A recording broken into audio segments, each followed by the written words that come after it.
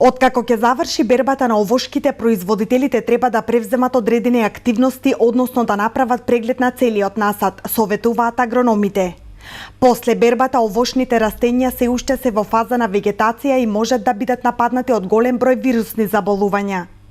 Затоа треба да се превземат одредени мерки со кои ќе се намали потенцијалот на болести и штетници за наредната година, а земјоделците ќе имаат здраво производство. После бербата, кај овошките, растенијата се уште не се во умирување, односно вегетираат. Значи уште имаат зелена маса. И сите тие, значи се уште се подлежни на напад од голем број на штетници, а исто и на болести. Таквата појава, односно во кој процент ќе бидат нападнати како од инсекти, од штетници, односно, или од болести, се зависи од повеќе фактори. Значи, зависи од температурата, од влажноста на воздухот, зависи од бербата, значи, зависи од механичките оштетувања на самиот насад. Доколку има поголем број на механички оштетувања, толку може да очекуваме, односно имаме отворени рани, кои отворени рани може како да бидат како потенцијал за развој на некои микроорганизми, па дури и за криење на некои од инсектите кои презимуваат во самите овошки.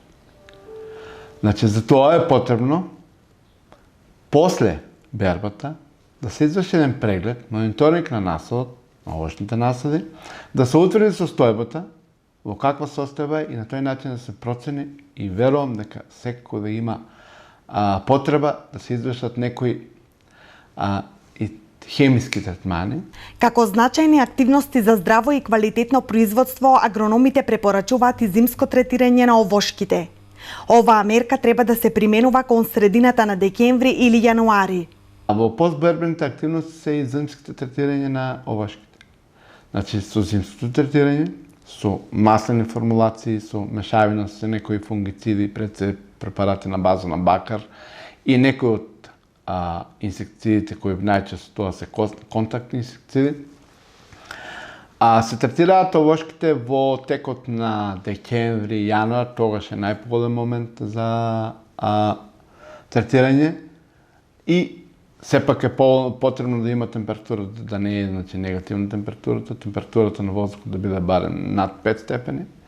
И тоа доведува да и некои форми што останале пак за презимување да бидат намалени, значи нивната популација да биде намалена и за напролет да имаме помал потенцијал од штетници, односно како од патогени микроорганизми, така и од штетни организми, односно инсекти, пајачина и така натаму. Активностите после бербата се значајни и во градинарството. Производителите треба да превземат подготвителни мерки за да имаат здрав расад, бидејќи како што велат агрономите, расадот е една од главните компоненти за добро производство.